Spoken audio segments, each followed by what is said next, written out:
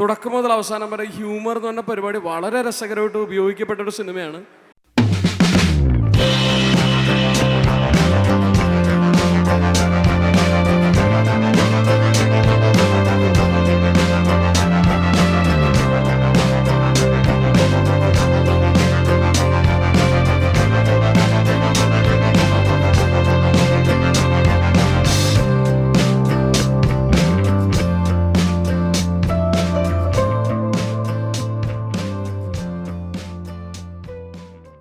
കാണുന്ന പോലെ അത്ര നിസ്സാരക്കാരനല്ല കേട്ടോ. അല്ലേ?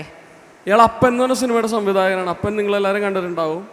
അപ്പൻ ഒരു ഗംഭീര സിനിമയായിരുന്നു. അതിൻ്റെ സംവിധായകനാണ് ഇദ്ദേഹം. നമ്മളുടെ കോസ്റ്റ്യൂം, നമ്മുടെ സ്റ്റൈലിങ് അല്ലെങ്കിൽ എല്ലാ പരിപാടികളും പുള്ളിയുടെ ഡിസൈനാണ്. പുള്ളി എല്ലാം സ്കെച്ച് ചെയ്തിട്ട് അങ്ങനെ നമ്മളിലേക്ക് എത്തിച്ചാണ്. ഞാൻ കൂട്ടുകാരനായതുകൊണ്ട് എനിക്കൊരു അടി കൂടുതലായിരുന്നു, ആ മീശയും ഈ വിഗും പരിപാടിയൊക്കെ ആയിട്ട്. ബട്ട് എവറിത്തിങ്, ഈ പെരുമാനി എന്ന് പറഞ്ഞ സിനിമയുടെ സൂപ്പർ ഹിറ്റ് ആയാലും പുള്ളി പറയുന്ന പോലെ ലൈക്ക് അത് ഫുൾ ക്രെഡിറ്റ് ഇദ്ദേഹത്തിനാണ്. ഗ്രേറ്റ്. ഓക്കെ, നല്ലൊരു ഐഡിയ കൊടുക്കാം സാർ. ഈ പറഞ്ഞാൽ നിസ്സാരക്കാരനല്ല, കോസ്റ്റ്യൂം ഡിസൈൻ ചെയ്യും അല്ലേ, മൂവിയും ചെയ്തു. മൊത്തത്തിൽ ഗോപി സുന്ദർ എത്തിയിട്ടുണ്ട്. ടോട്ടൽ പെരുമാണി ഒരു ടോട്ടലി ഡിഫറെൻ്റ് ആയിട്ടുള്ള സബ്ജക്റ്റാണ്. എൻ്റെ കഥ എന്നെ ഒരുപാട് അട്രാക്ട് ചെയ്തു. അതുകൊണ്ട് തന്നെ ടോട്ടലി ഡിഫറെൻറ്റ് കൾച്ചറിലുള്ളൊരു മ്യൂസിക് ചെയ്യാൻ കഴിഞ്ഞു എന്നുള്ളൊരു സന്തോഷത്തിലാണ് ഇരിക്കുന്നത്. എല്ലാവരും അടിപൊളിയായിട്ട് അഭിനയിച്ചിട്ടുണ്ട്, ഒന്നും പറയാനില്ല. ബാക്ക്ഗ്രൗണ്ട് സ്കോർ ഇപ്പോൾ അത്രയും രസിച്ച് ചെയ്തൊരു വർക്കാണ്. റീസെൻ്റ്ലി ചെയ്തതിൽ എനിക്ക് ഏറ്റവും ഇഷ്ടപ്പെട്ട സിനിമയാണ് പെരുമാണി. അപ്പോൾ അതിലൊരു പാട്ട് ഇപ്പോൾ റിലീസായിട്ടുണ്ട്. അതിൽ എല്ലാ പാട്ടുകളും ഓരോന്നായിട്ട് ഇറങ്ങാനുണ്ട്. ഓൾറെഡി ഇറങ്ങിയ സോങ്ങിന് അതിഗംഭീരമായിട്ടുള്ള റെസ്പോൺസാണ് കിട്ടിയത്. ഒരുപാട് സന്തോഷം. എല്ലാവർക്കും ഒരുപാട് നന്ദി. എല്ലാവർക്കും സുഖമല്ലേ? Okay, thank you so much. ഒരു മാജിക്കൽ റിയലിസം പോലെ ഒരു വില്ലേജിൻ്റെ കഥ പറയുകയാണ്. എവിടെയാണെന്നൊന്നും ഞങ്ങൾ പറയുന്നില്ല. മലയാളം സംസാരിക്കുന്ന ഏതോ ഒരു ഗ്രാമത്തിലാണ് ഈ കഥ നടക്കുന്നത്. അപ്പം ആ ഗ്രാമത്തിലേക്ക് ഒരു ബസ്സേ ഉള്ളൂ, ആ ഗ്രാമത്തിൽ ഒരു കടയേ ഉള്ളൂ, ആ ഗ്രാമത്തിലെ മെയിൻ ഫുഡ് പത്തിരിയും ആട്ടിറച്ചി വരട്ടിയതുമാണ്, ആ ഗ്രാമത്തിൽ ഒരു JCB ഉള്ളൂ, അത് വിനയ് ഫോർട്ടിൻ്റെയാണ്. അപ്പം ഇങ്ങനെ ഒരു പ്രത്യേകതരം നാടാണ്. അപ്പം ആ നാടിൻ്റെ കഥ പറയാൻ പറ്റുന്നതിൽ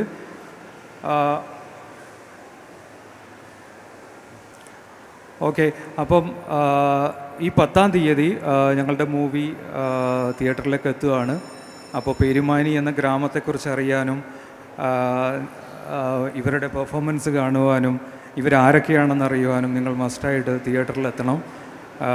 എല്ലാവരോടും ഞങ്ങൾ റിക്വസ്റ്റ് ചെയ്യുന്നു, മസ്റ്റായിട്ട് തിയേറ്ററിൽ തന്നെ ഈ സിനിമ കാണുക. അതൊരു ഡിഫറെൻറ്റ് എക്സ്പീരിയൻസ് ആയിരിക്കും നിങ്ങൾക്ക്.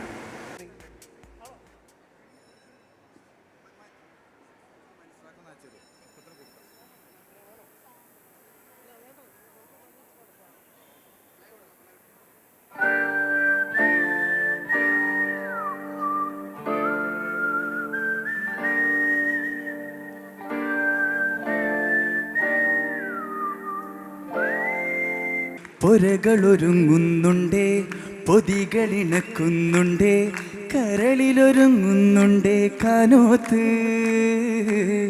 പലരെ വിളിച്ചും കൊണ്ടേ, പലത് പൊരിച്ചും കൊണ്ടേ, കരയിലൊരുങ്ങുന്നുണ്ടേ ചോറൂട്ട്.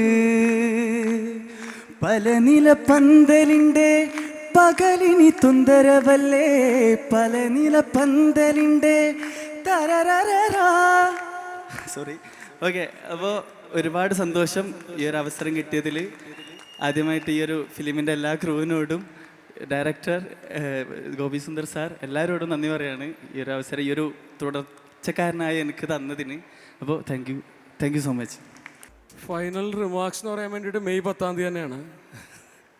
കാര്യം മജുവിനെ എനിക്ക് അടുത്തറിയാം. മജുവിൻ്റെ കയ്യിൽ ഒരുപാട് ഗംഭീര പരിപാടികളുണ്ട്.